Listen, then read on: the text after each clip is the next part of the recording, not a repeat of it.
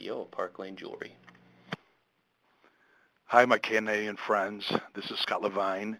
It's really an opportunity for me to be able to visit with you today and share some ideas on how we can really grow even stronger in the great country of Canada. I first want to congratulate everyone on such an outstanding performance with the closeout of our Aruba trip and our Trivia Weeks.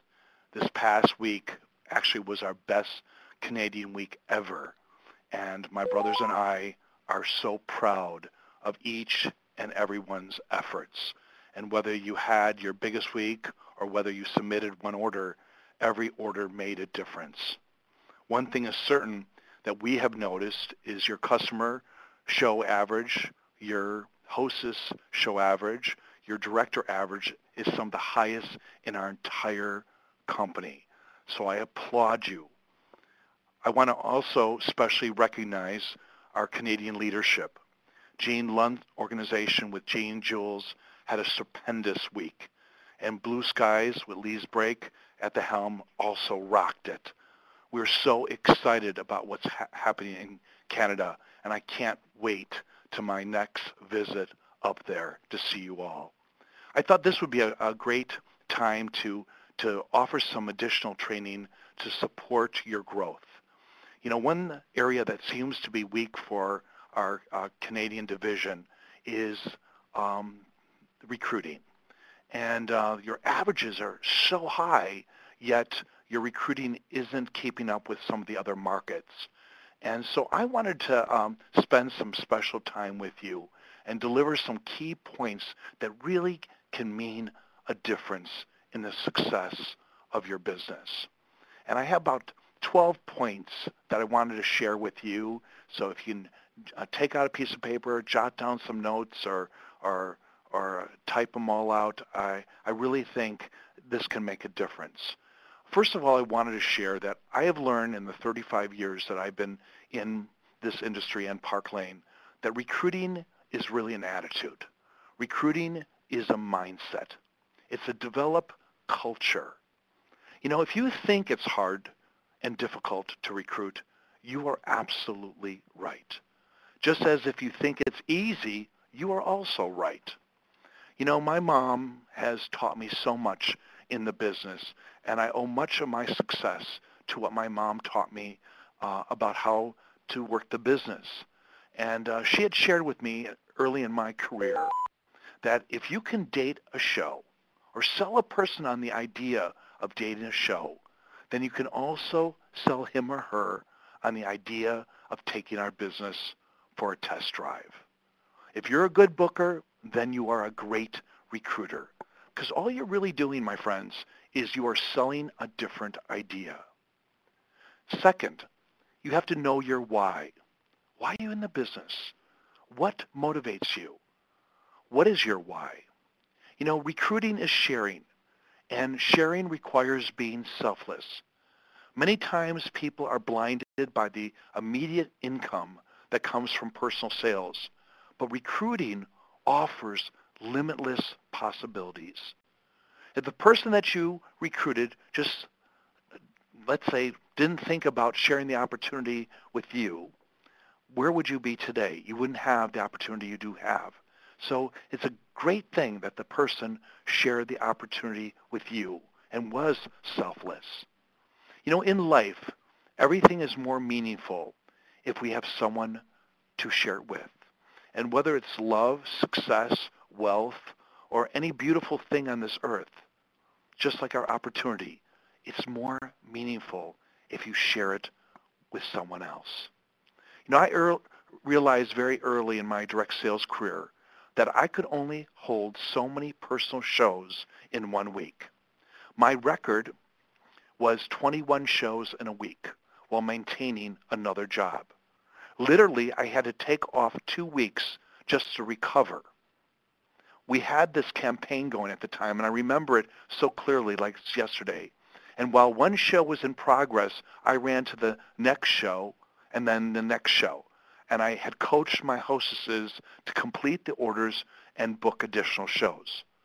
I remember my mom telling me after that 1 week of 21 shows that all I was a glorified entry level, and I wouldn't be able to keep up that pace for very long unless I changed my focus and applied as much energy into recruiting as I did in sales and bookings.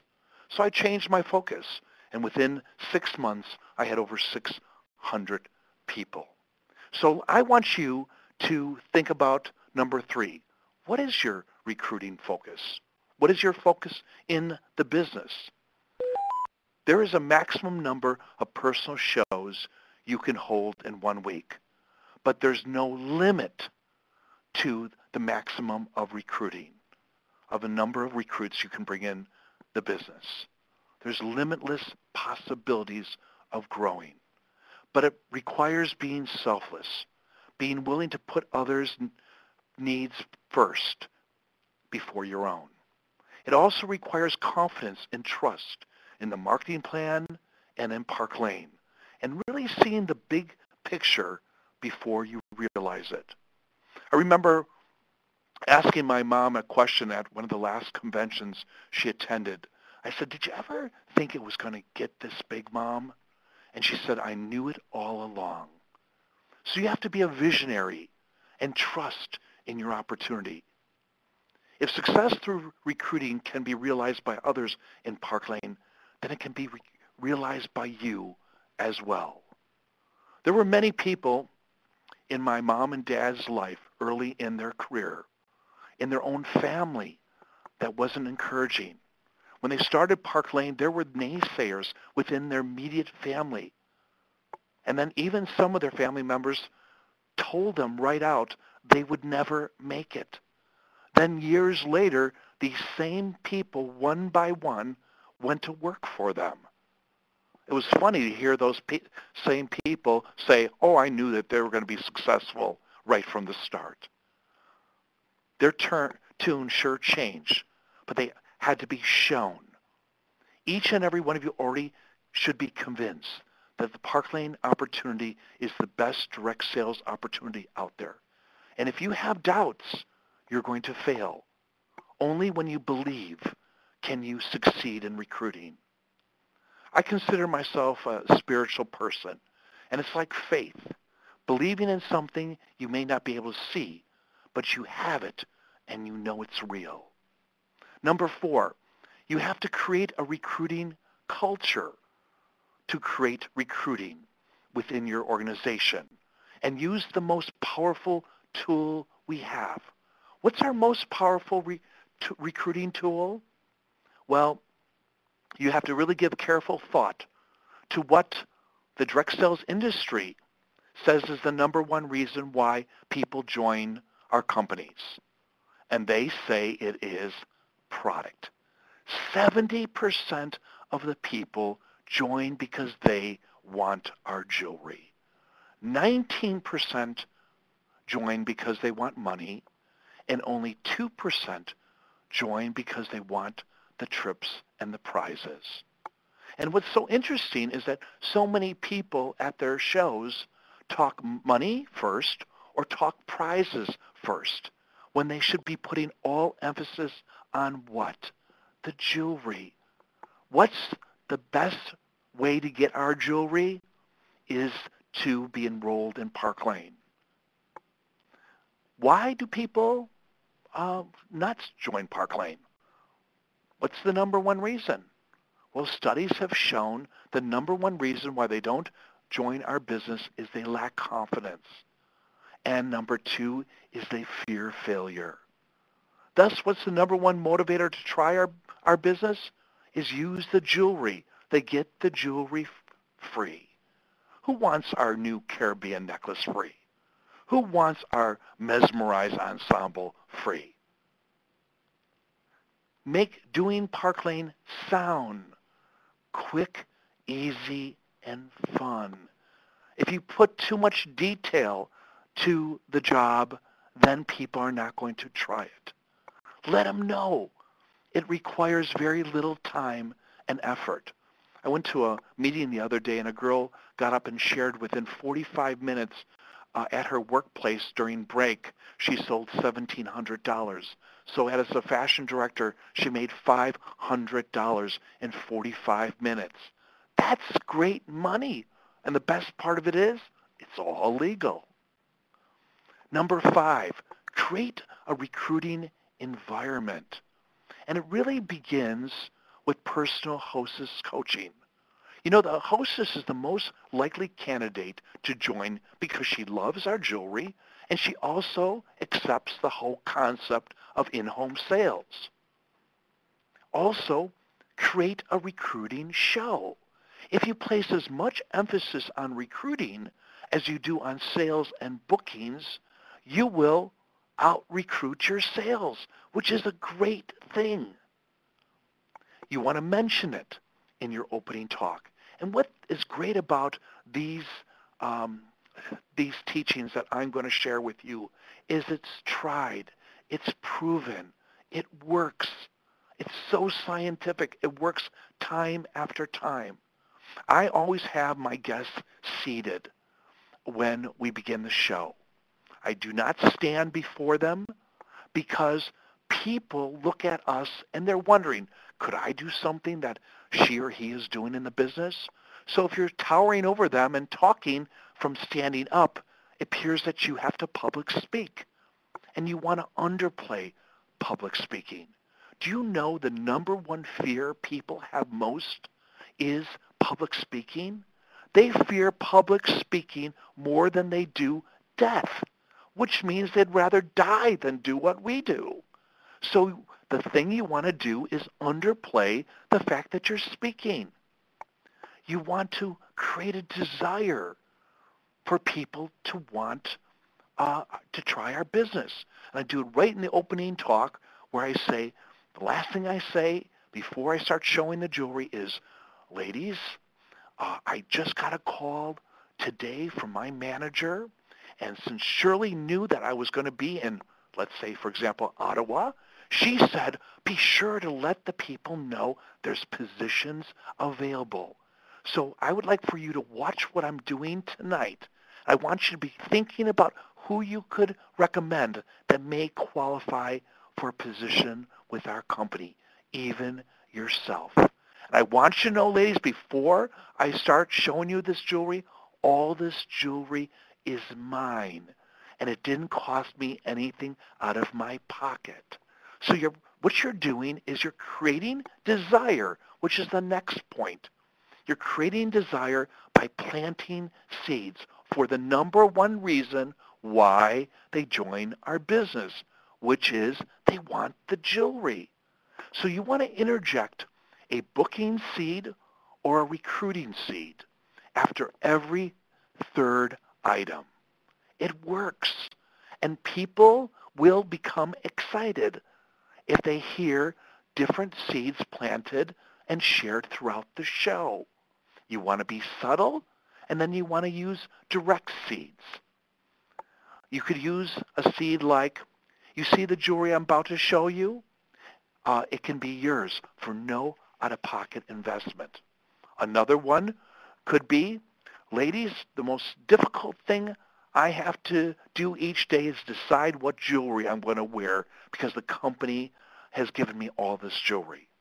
Another one could be, every month my company sends me a new designer item or ensemble absolutely free. It's like Christmas every month.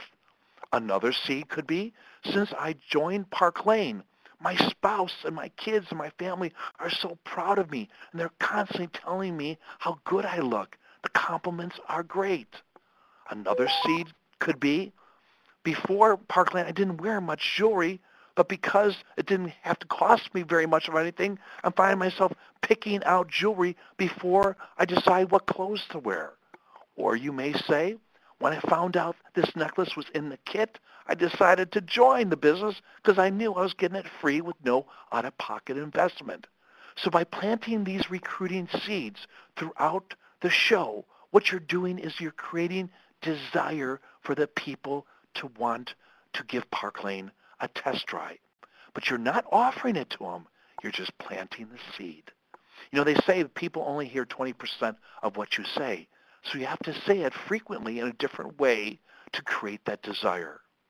The next thing you want to do is create a recruiting commercial. Tell your personal story why you're in Park Lane. I always have a wrapped gift. And I've learned from working with women for 35 years, the best thing you can do is wrap a gift real pretty. Now, I don't wrap very good, but I have someone else wrap it in either pink or purple. And I make the gift look so good that they want to have it. And women can't resist a beautiful wrapped gift. Now, if it's a real showy piece, I show it. So if it's inexpensive, wrap it real nice. And if it's expensive, show it. What I do is I give out 2 certificates to each guest there and say, ladies, how would you like to have $100 in jewelry from me? And then I say, I need your help. Help is the most powerful word you can use in this business. You can say, you've been watching me throughout the evening show this jewelry. It's like adult show and tell. It's so easy to do. And my company is hiring right now. And we are looking for 3 qualified people. So I want you to give me some names of people you know that would like to have all this jewelry with no out-of-pocket investment.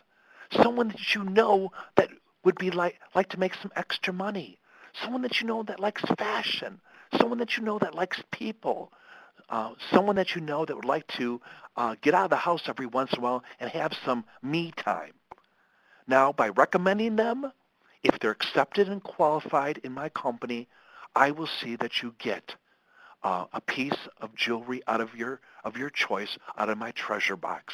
I always would create a treasure box of beautiful jewelry that I would let them choose from. And then I would have, after I accept my orders, I would have a drawing for that beautiful gift wrap box. My friends, it works. But again, what you're seeing me deliver today is a recruiting show. You also want to talk to each guest when you're closing their order. I always like to give them personal attention and visit with each person at the end of the show and help them with their order. And the last thing I say to them is, Sally, I couldn't help notice you all evening. Have you ever thought about doing something like this? And then I wait for the response. And regardless of their response was no way, never, I never did think about it, I say, I believe you would be great at this. Remember, what's the number one reason why people don't try our business? They don't have confidence. They fear failure. So by giving them that confidence by saying you believe they would be good, and then give them a genuine reason why. Maybe they're great with people. Maybe everyone went to them and asked for their opinion. Maybe they're fun. Maybe they have a great personality. Then you say, I would love to give you more information about our company. And then ask them, are you generally home during the day, or would I have to call you even in the evening? And then if they say evening, say, great. What's good for you? And you set up a time and go see them in person. If you don't have a show, my friends, go to one of your team member shows and do this recruiting talk. You could go from show to show in one evening and pull all kinds of leads and see those people later on for your recruiter, with that recruiter, and bring them into the business. I find that when a person gives them their name, they usually do what? They call their friend and say, I gave you their name to this guy or this lady. You're going to be getting a call. So they're expecting a call. Now you're a friend of a friend. And you can say, hi, Mary Jo. We have mutual friends. I was given your name by Sally. I'm friends with Sally. And I believe after I meet someone, they're my friends. What a door opener you have to go ahead and recruit them. And by bringing your colleague with you, you are offering them on-the-job training. Number 7, use words that are powerful words. There are words that can be utilized that make all the difference. One thing that I've learned in this business is everything should begin with a compliment, a sincere compliment. Like, for example, I would love to work with you. I want you in my company. You know, this is truly an amazing gift you can give to someone special, the gift of Park Lane. Believe it, my friends, truly believe it, and others will also. Remember, great recruiters make people want their opportunity. They also make people reach for their opportunity. They don't try to convince. They don't try to sell them on the thought. They make them reach for it. So use power words like, once a person is accepted into my company, once a person qualifies for a position with my company. We don't just accept anyone in my company. We're looking for people that are honest. We're looking for people that are good with people. We're looking for people who are dependable. We look for people that are good with money. We look for people that have a sincere interest in helping others and want to improve their lives financially. Number 8, high standards. Great recruiters set their standards high and they think big. One must think big before they realize big accomplishments. I remember when I was sent out to California, I sponsored one team that had background of party plan, but they also had background of home party plan. And they looked at the business real big. They built a team of 1,800 people in a year and a half, and they still were not satisfied.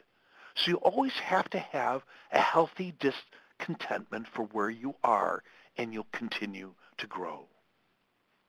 Would you applaud and celebrate your child's grades if he came home with straight D's? Of course not. What are your expectations of recruiting? Do you make over a new recruit because she got 1? I don't. I say, oh, that's natural. That's common. I don't even make over people who have 3 because I want them to reach bigger. I was talking to a girl in Missouri the other day and sharing with her some points on having a recruiting show, and she went out and had 3 recruits in the afternoon. I said, that's good. You know, the thing about it is you want to create higher standards. Try raising expectation, and it all starts with you. My mother is a very wise woman, and she taught me very early in my career that out of every 10 guests at a show, there are 3 definite recruits, and the other 7 know someone. Now, if you change your thinking like that, your recruiting levels will soar. And if you want to work harder, then do more personal shows a week. If you want to work smarter, add on 10 people this week. The next point, the 9th point, I find works very, very successfully is the third-party approach. I never should people. I never say to people, you should do this, you should do this. I take it a step further and say, Sally, right now my company is hiring. Do you know anyone that needs some extra money? You'll find as you're telling them more information about the opportunity as they ask questions, they are becoming interested in our opportunity. But because you're taking them out of the equation, they become more interested. Number 10, are you contest motivated? So many people only recruit for the contests, and they are closet recruiters. They only come out if they like the prize or contest. I believe it's part of our job to recruit, and our recruiting job never ends. I heard about a company that only allows their people to recruit up to a certain month of the year, and they have to cut off recruiting. What if your superstar would have been introduced to you in November? You mean you wouldn't be able to recruit her? Because the company doesn't have enough products to supply their customers because they're in a textiles product. The fact is, statistics show that it's the fourth recruit down that generally becomes our superstar. So if you don't get a recruit who gets a recruit who gets a recruit who gets a recruit, you're missing out on your superstar. As my mom has always taught me, the back of one is the face of another, and you cannot prejudge or predict who will be a superstar. It's not having the perfect appearance. It's not the most outstanding education or the most outgoing personality that's going to make them successful. It's not even experience, my friends. It really comes down to hunger. How hungry is that individual to be successful? I will take a person who has drive any day over a person that has many years of experience. So look for hungry people. Look for people that intimidate you. They're the best people to recruit. Number 11, social media. We have leaders that have used social media to recruit, not to sell, but to recruit, that have increased their organizations by more than 100 people within 30 days. And actually, we have contracted some speakers that will be attending this convention who specialize in recruiting by utilizing Facebook and Twitter and so forth, and are going to teach you how you can grow your business through social media. So this convention is invaluable. If a person tells me they can't afford convention, I tell them that's more of a reason you need to be there. And if their sales are awesome, then that's another reason why they need to be there to share with the other people who can use their motivation. Number 12, and the final point, is character.